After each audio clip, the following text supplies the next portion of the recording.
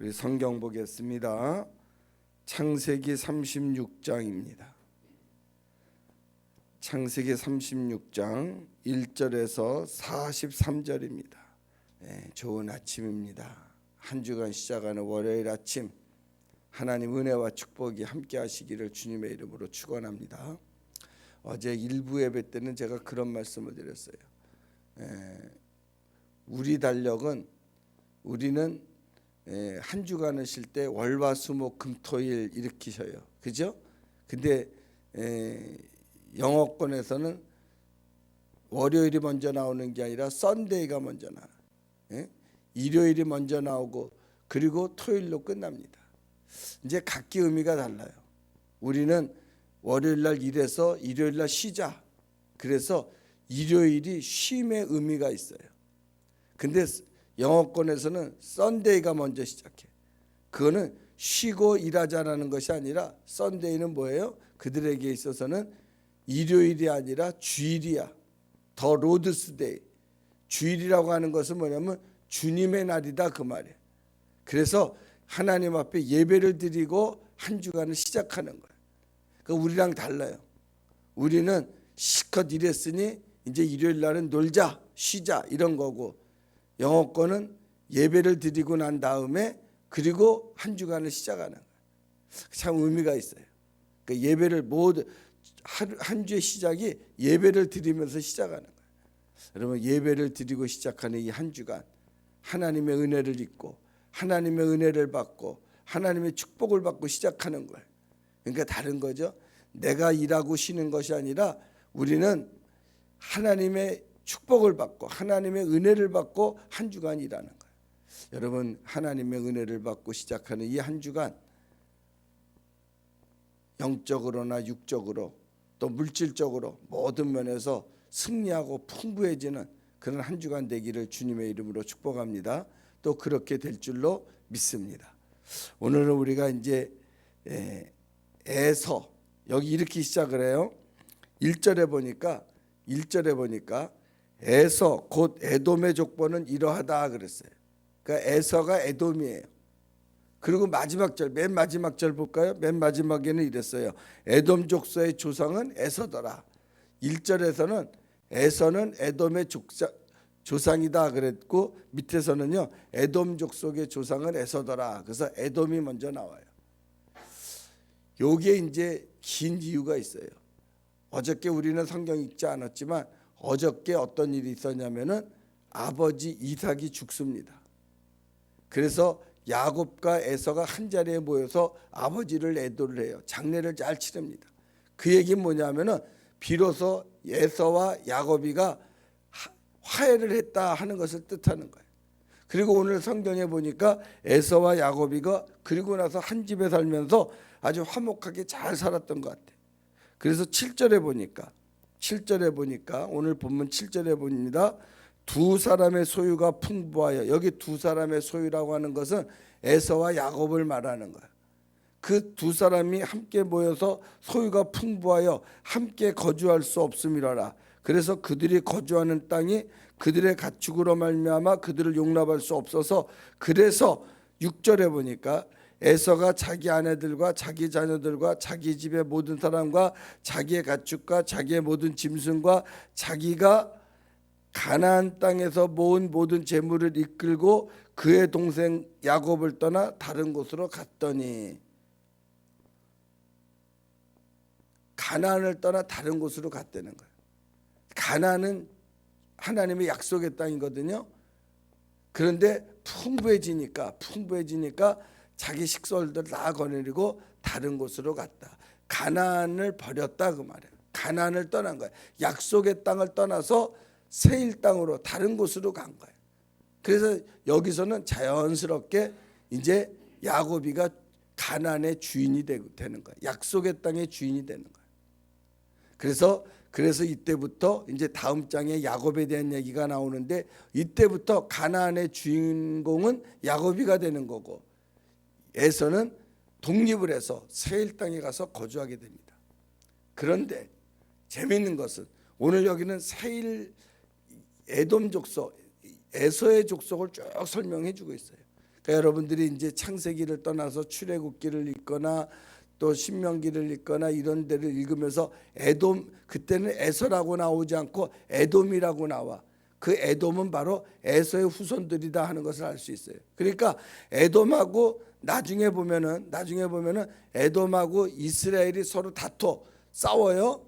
이스라엘이 가는 길을 에돔이 막아요. 그거는 결국은 뭐냐면 야곱과 에서의 후손들의 싸움이다 하는 것을 우리가 이해할 수가 있겠죠. 자, 그런데 여기 보면은 야곱이는, 이스라엘은 나중에 보면은 애굽 땅에 가가지고 400년을 종살이를 해요.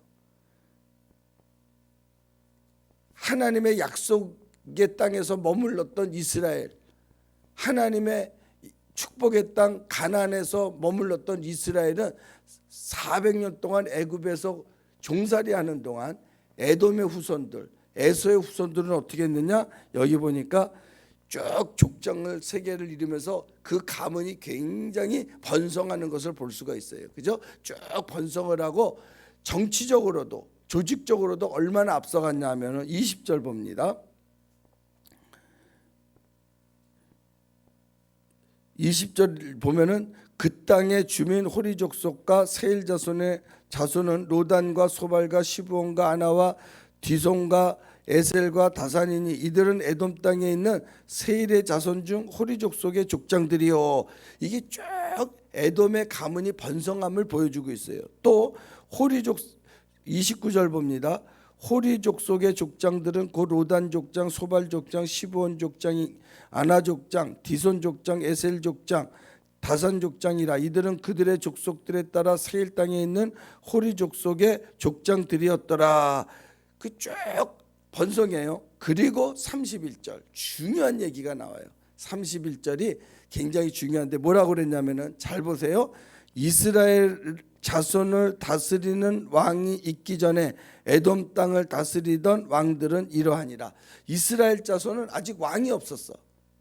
이때는 애굽에서 종살이하느라고 왕이 없어.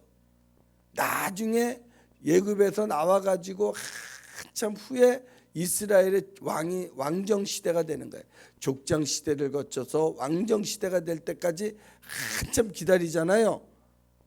그래서 첫 번째 왕이 나오고 두 번째 왕이 나오고 이스라엘의 왕정 시대가 생기기 전에 에서의 후손들은 왕정 시대가 벌써 시작이 된 거예요. 그러니까 정치적으로 에돔의 후손들이 훨씬 앞서간 거예요. 31절 봅니다.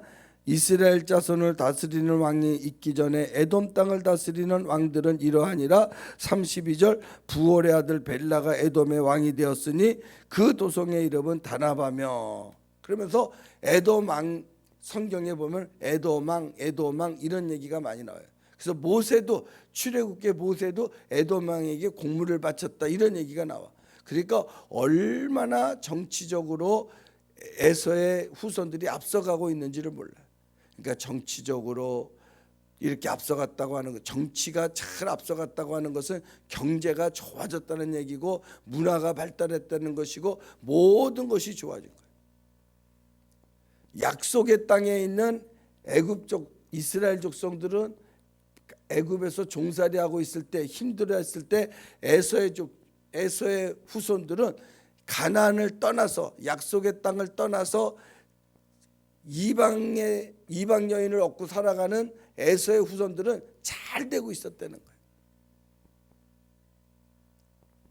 우리 어저께 미스터 밴맨의 일생에 얘기하면서 그런 말씀드렸죠. 믿음으로 사는 사람들은 고통이 많고 환난이 많았는데 왜 믿음으로 살지 않는 악한 사람들은 하는 일마다 잘 되는가? 그래서 내 믿음이 실족할 뻔했다, 그런 말씀 드렸었죠. 그런데요, 잘 나가는데 여기서 끝이야. 부러워할 거 하나 없어요. 그리고 나머지 성경의 역사는 누구의 역사로 이어지느냐? 이스라엘의 역사, 야곱의 역사로 이어지는 거예요. 지금 잘 나가는 것 같고 앞서가는 것 같고 대단한 것 같지만 여기서 끝이라는 거예요. 그리고 아웃사이드로 밀려나고 마는 거예요. 약속의 땅을 벗어난 사람들, 하나님의 축복을 외면한 사람들, 자기 힘으로 번성한 것 같은데 자기 힘으로 잘 된 것 같은데 그냥 거기서 끝나고 말더라 그 말이에요. 오늘 그래서 야곱의 얘기를 하기 전에 성경은 이 에서의 얘기를 자세하게 요 36장 하나로 끝내고 말았어. 그래서 길게 36장에 에서에 대한 얘기를 해준 거예요. 이게 전부라는 거예요. 잘 나가는 것 같았는데, 잘 되는 것 같았는데 이게 전부라고 하는 거예요. 그리고 37장부터는 야곱에 대한 얘기, 이스라엘에 대한 얘기로 나오는 거예요. 에서에 대한 얘기는 여기서 끝나는 거예요. 약속의 땅에서 벗어난 사람은 더 이상 관심의 대상이 될 수가 없어.